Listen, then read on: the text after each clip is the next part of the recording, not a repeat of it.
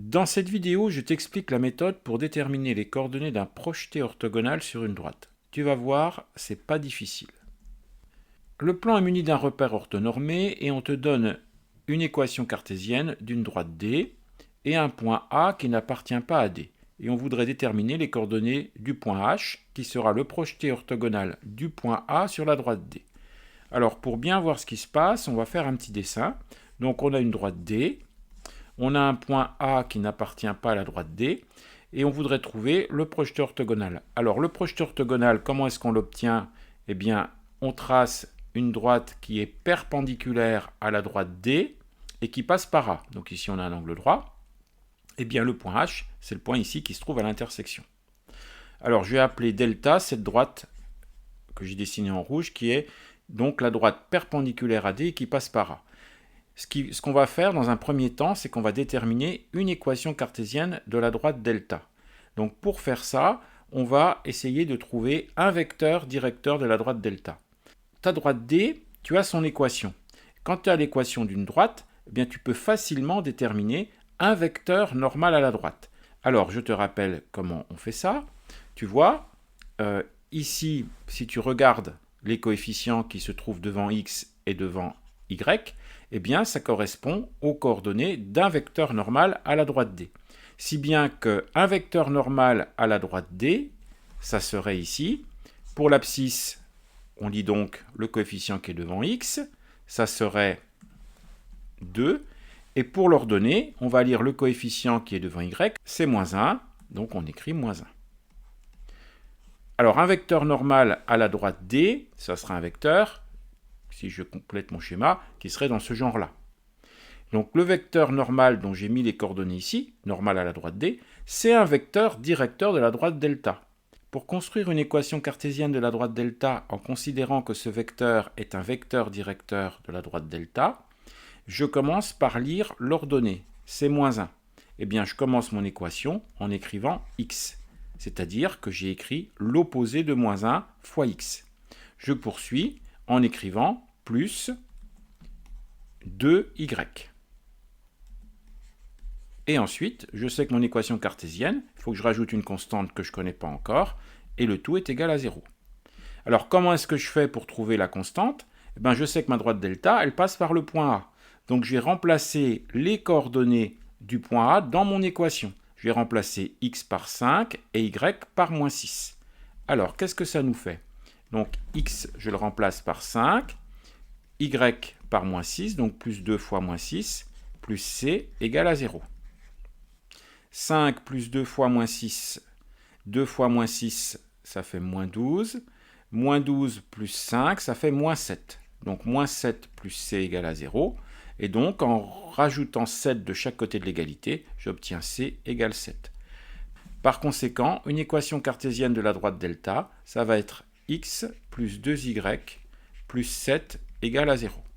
Donc maintenant, il va falloir que je trouve l'intersection entre la droite delta et la droite D, et ça me donnera les coordonnées du point H. Pour trouver l'intersection, je vais résoudre un système de deux équations à deux inconnues. La première équation, ça sera l'équation cartésienne de la droite D qu'on me donne dans l'énoncé. Et la deuxième équation de mon système, ça sera l'équation que je viens de trouver pour ma droite delta. Notre système, on a dit qu'on mettait en première équation l'équation de la droite D, donc 2x moins y plus 4 égale à 0. En deuxième équation, on met l'équation de la droite delta, c'est-à-dire x plus 2y plus 7 égale à 0. Il faut résoudre ce système. Alors, pour résoudre ce système, on regarde un petit peu les coefficients qu'on a au niveau des x et des y dans les différentes équations. Alors, on voit que ici, on a 2y et ici, on a moins y.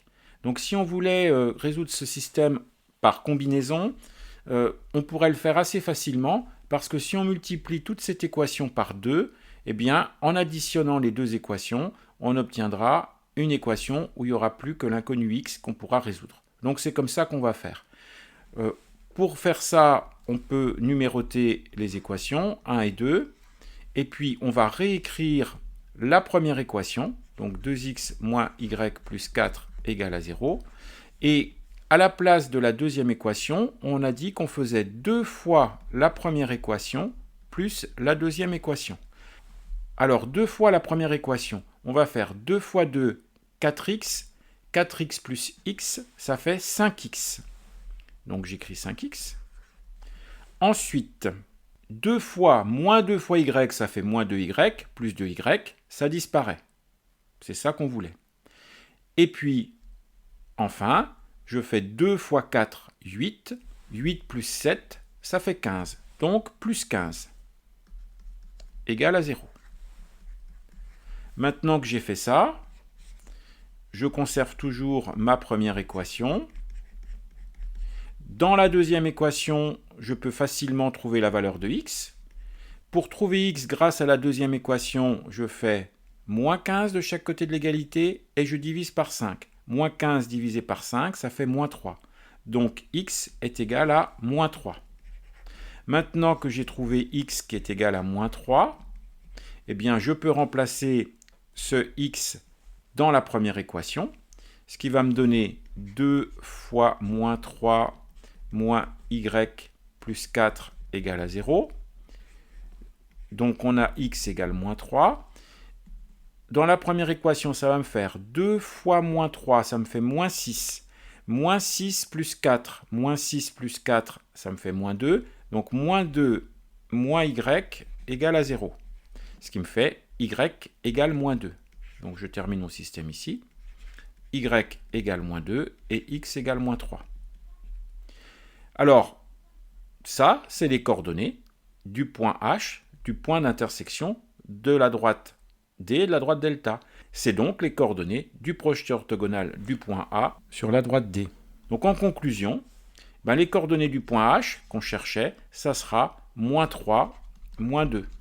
Attention à bien écrire les coordonnées dans l'ordre, parce qu'ici, le x, il est sur la deuxième ligne et le y est sur la première. Donc quand on réécrit les coordonnées, on écrit bien comme d'habitude, l'abscisse x égale moins 3 en premier et l'ordonnée y égale moins 2 en deuxième position. Donc voilà comment on a pu trouver les coordonnées du projeté orthogonal.